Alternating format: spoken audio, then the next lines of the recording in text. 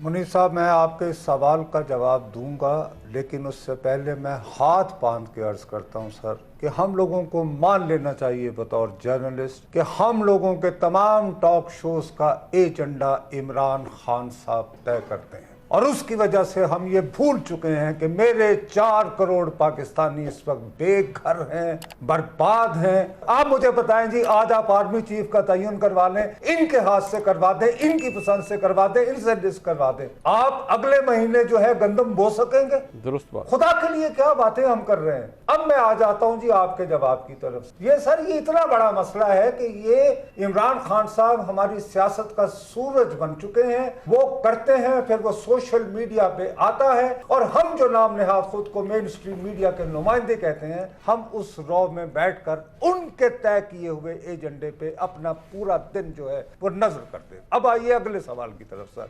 जहां तक तो बात यह है कि मेरा नाम खलील खान नहीं है, लिहाजा मैं फाख्ता नहीं उड़ाता। कुछ लोगों के पास चिड़िया वगैरह ऐसी हैं, उन्हें ऐसा सिधाया हुआ है कि वो इंसानों की जुबान भी समझ लेती हैं, वो जाती हैं और वापस आके कुछ कहानी बता भी देती हैं। अब उसके बाद से बात चली, चलें जी, हो सकता है वो सच्ची झूठी होगी। मैं तो बखुदा F8 में रहता हूँ, मुझे अपने इलाके के SHO का नाम भी पता नहीं है, तो भाई ये तो इलाका ही बहुत बड़ा है, मैं उसके बारे में बात नहीं कर सकता। लेकिन उसके बाद एक फजा बनती है कि एक साहब फरमाते हैं कि जी मेरा इंटरव्यू था इमरान खान साहब के साथ 1-on-1 रिकॉर्ड पे, मेरे बहुत सीनियर साथी, लोगों के जहन साज, जिनके पास अंदर की खबर उनके पास भी होती है, वो कहते हैं कि मुझे इमरान खान साहब के साथ 1-on-1 इंटरव्यू से रोक दिया गया।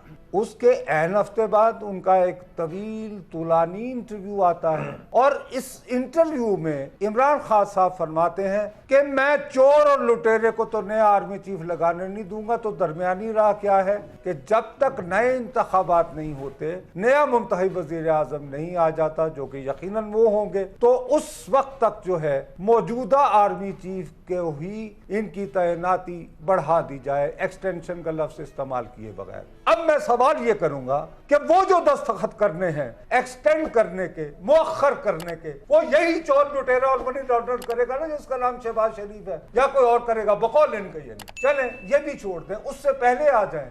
2019 में मेरी हुकूमत तो नहीं थी, चोर लुटेरों की हुकूमत तो नहीं थी, बैरूनी साजिश से बनी हुकूमत तो नहीं थी, वो हुकूमत इमरान खान साहब की थी, इनके लगाए हुए। चूंकि ये तो डिक्टेशन लेने के आदि नहीं है किसी के। एक वजीर कानून हुआ करते थे, नाम था उनका फरूक नसीम। एक बहुत बड़े हमारे फन्ने खान जो है जज होते थे, जो मेरे और आप पे है उस कौम पर की लानत भेजते हुए फैसले लिखते थे। उन्होंने एक टाइम पे फेंका पार्लियामान की तरफ, क्या फैसला करे कि तोसी क्या है। वो 3 साल की तोसी 12 मिनट में हुई।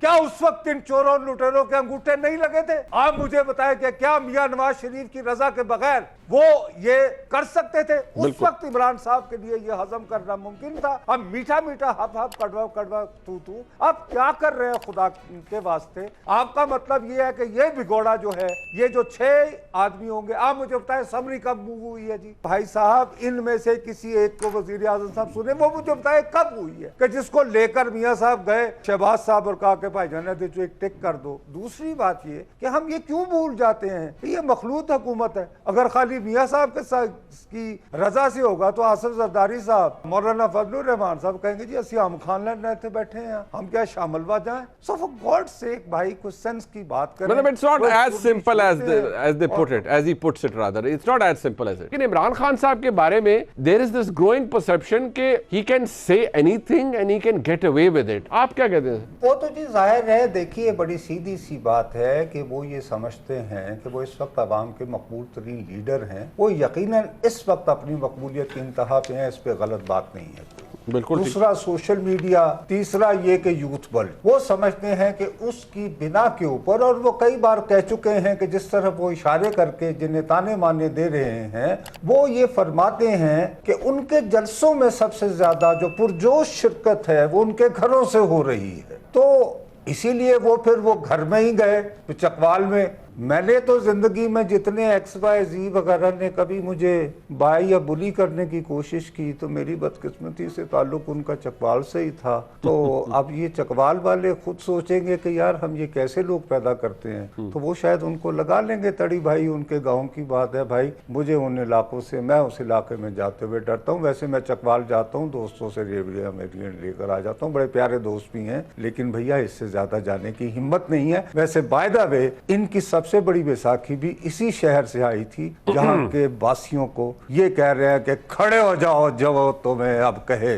उस वक्त जब फोन जाते थे तो उनमें भी अक्सर इसी शहर के लोगों के XYZ बिल्कुल बिल्कुल, बस इसके अलावा कुछ नहीं। इंतखाबात डिले करना और अगले साल तक ले जाना ये भी हेल्प नहीं करेगा इस हुकूमत को। देखिए जी, मेरा अपना ये ख्याल है, ये तो सियासी जमातों का अपना फैसला है कि वो जो भी करें, हम लोग उनके एडवाइज़र नहीं हैं। लेकिन हम पाकिस्तान दुनिया से कटा हुआ कोई जजीरा नहीं है। मेरा अपना ख्याल है कि जब तक रूस और यूक्रेन का मामला जो है वो किसी न किसी तरह कंटेन नहीं होता, तो पाकिस्तान उसके असरात से महफूज नहीं रहेगा। इसके अलावा हमारे यहाँ जो एडिड, अब ये जो सैलाब का वाक़या हुआ है, इससे आप कैसे डील करेंगे। तीसरी बात ये है कि हमने जश्न मनाया था कि अफगानों ने शेकल्स ऑफ डेमोक्रेसी, गुलामी जो है वो गुलामी की जंजीरें तोड़ दी हैं, हम बहुत खुश थे।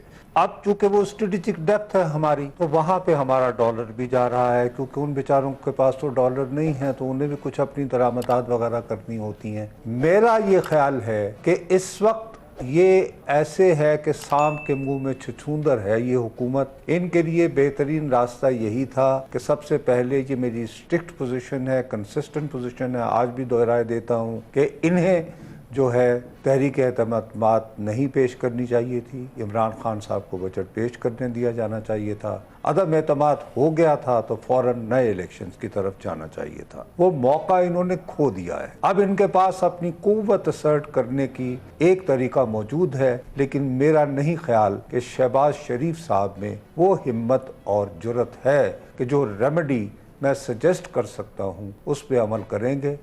ये जी हजूरी किस्म की पार्टियां और हमेशा इसीलिए पसंद आए हैं। गुलाम इसाक खान साहब भी चाह रहे थे कि ये अपने भाई की जगह वजीर आजम बन जाएं। अगर उसी वक्त कर लेते तो कम अज कम उस वक्त जो मुस्लिम लीग की पहली हुकूमत 1990 में बनी थी वो 5 साल मुद्दत पूरी कर लेती। तो मैं नहीं समझता कि जब तक आलमी हालात बेहतर नहीं होंगे, इसी में ये है कि अगर इमरान खान साहब भी आए तो उन्होंने नुस्खा आपको क्या देते हैं कि ओवरसीज पाकिस्तानियों में से 5 लाख पाकिस्तानी जो हैं वो इतना इन्वेस्ट करेंगे कि यार रौनक लग जाएगी। तो भाई वो 3.5 साल जो इनका दौरे इक़्तिदार था, उन दिनों छुट्टी पे गए हुए थे वो बेचारे 5 लाख पाकिस्तानी। या ये उस वक्त उनका ये मुल्क नहीं था, उस वक्त भी उन्हीं का मुल्क था ना, उस वक्त खर्च करवा लेते ताकि इनको तहरीक अदम एतमाद तक जाने की नौबत ही न पड़ती। मेरा नवाज शरीफ साहब को मशवरा ये है कि वो रोजाना की बुनियाद पर इंटरव्यू दें, यानी यूट्यूब अपना चैनल शुरू करें और उसमें बताएं मैं क्यों हारा, और ये बताएं कि मैं बहादुर था मगर हारे हुए लश्कर में था। मैं ये कहूँगा। बिल्कुल ठीक है। वैसे तो बाअदब बामुराद, बेअदब बेमुराद, तो अगर बहुत बाअदब हैं वज़ीर आज़म पाकिस्तान जनाब मियाँ शहबाज शरीफ साहब, तो पता नहीं वो कितना बेनिफिट इससे ले पाएंगे।